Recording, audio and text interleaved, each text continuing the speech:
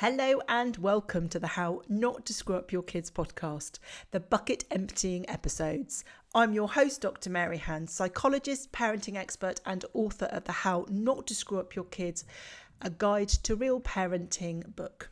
The judgment piece, which I've slightly alluded to in terms of, when we're talking about guilt.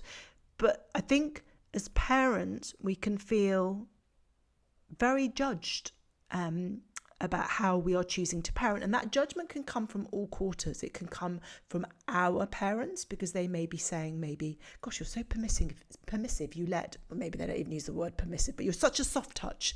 Your child's got them, you wrapped around their little finger, you let them have whatever they want, you do this, you do that.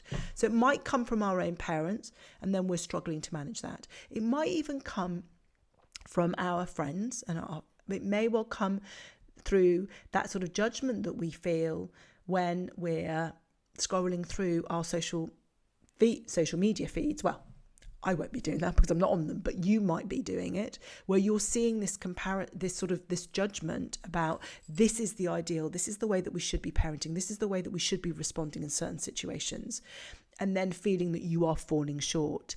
And when we're thinking about, goes back to that whole notion of our bucket, if we're constantly feeling that we are never ever at that benchmark, even if no one else is judging you consciously, but you are judging yourself, it's this constant belief that this is the benchmark of what it means to be a good parent, and that you are always operating below that, either a little bit below or hugely below. Judgment is not great stance for us to be making decisions. It really isn't at all in any shape or form. So we have to be aware, where is this judgment coming from? My perception, my belief, the image that I hold in my mind about what it means to be the best mum, the best parent, where am I getting that from? Where's the evidence? Why do I believe that? That's the first bit that we've got to do. And then the next bit is about why, from that kind of basis, if that's what I think, what is the evidence that makes me believe that I'm falling short? So we have to constantly ask ourselves, where are we getting this information from? Why are we holding that up as a benchmark?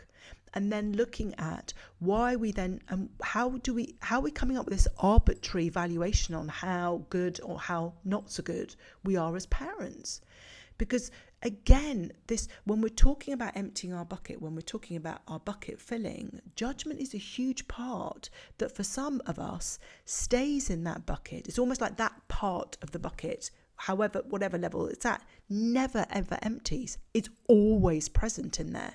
So it's not going to take very much for your bucket to overtip. Because if you're constantly comparing yourself, if you're constantly thinking that you're not enough, if you're judging yourself against a criteria that, let's face it, just does not exist, then I really don't think that's helpful. And then that also feeds into the whole guilt. It's like they all feed into each other. This is a kind of huge melting pot of things.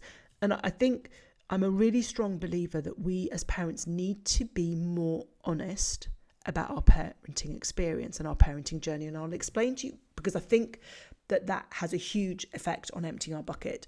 When I go into schools and I work with children on a group basis or in workshops that I might do, and I might ask children to put their hand up if they're nervous about anything. Now, that's a very easy and very good visual of children being able to scan a room and be able to see how many other people are putting their hands up. So for a start, you've gone from, I'm the only one who worries and I've got weird worries, to, interesting. Quite a lot of my class are also putting up their hand. So they then see that lots of other children in their year group are putting up their hands. So that's part of that kind of visual, all right, I'm not isolated.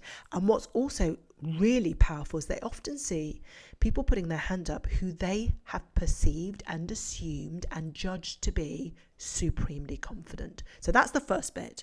What then happens is I might then come up with, who feels comfortable to say some of the things that they're worried about or they're nervous about.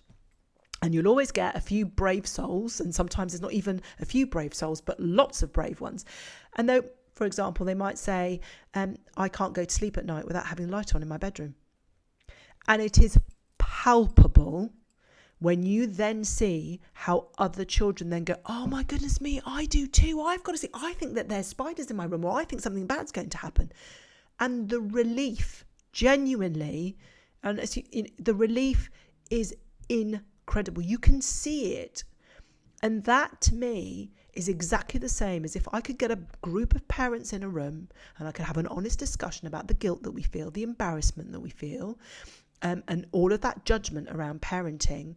And I did a similar thing. I haven't yet done it, and I promise I will. But when I've even gone and given talks, and when we've asked for shows of hands in these things, and then they see that other parents are struggling with the exact same thing, and there will always be a couple of parents that are really happy to talk about the challenges that they're facing. When we see that and we think, oh my goodness me, I'm not the only one, then that really does genuinely reduce the judgment. It genuinely reduces the comparison, and it also reduces the guilt. And I think we do that quite often when our children are younger, when we're all in it together and none of us are sleeping. But it's almost as if it then becomes a bit of a competitive sport. It's like, our child sleeps through the night.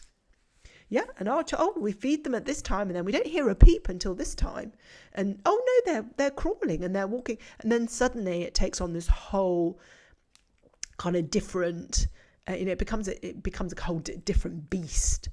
But I do think that the more honest we can be around our parenting, the less likely we are going to get that. So when it comes to emptying your bucket of comparison, of guilt, of judgment, then my sort of top tip, my view is the best way to do that is to surround yourself with your tribe, whatever your tribe needs to be. And your tribe may well be other parents who are parenting in a similar way or having similar challenges as you. But it could very equally be a group of friends that are not parents at all, but are really highly empathetic and non-judgmental. But I think if we don't surround ourselves with a tribe, if we don't feel that we are able to have honest conversations beyond our family dynamic, it's important that we're able to have honest conversations with our partner if we're co-parenting about the challenges that we're having within the family, about how guilty we might be feeling, and really being able to talk about these things. But I'm talking about being able to do that from the lens of someone who is not directly involved in things, so that we really can offload. We can really be honest about, God, I really don't enjoy being a parent. I thought I'd be great at it, and I really don't like it. And actually, I don't particularly like my eldest at the moment. I'm really struggling. We seem to be at loggerheads all of the time, and it really makes me worried that in some ways I might be screwing them up, and how that might impact. And I find I have such an easier relationship with their younger sibling, and I'm worried that they feel that they're jealous and I don't, and then my partner and I keep arguing about it. Those are kind of honest and open conversations that if we have, then they genuinely help empty that bucket, and then we can take a more sort of a broad, we can take that kind of view we can just take a bit of a step back rather than being so absorbed and immersed and in that absolute nitty-gritty of it day to day, so we can have those conversations with people who care, people who are compassionate, and people who are not going to judge. And sometimes, as is the case with a lot of the children that I've worked with in the past, just having someone that you can have those honest conversations with and an acknowledgement of how you're feeling is all that it takes. And actually, you don't need them to problem solve for you. You don't need them to tell you what to do. You just need to be able to empty that comparison, guilt and judgment bucket. So I hope you found that useful. I did say it was going to be quite a lot of content to cover. If you have loved this episode, I would be so grateful if you could like, rate, review and follow this podcast so that others can find us and we can spread the love. So until next time.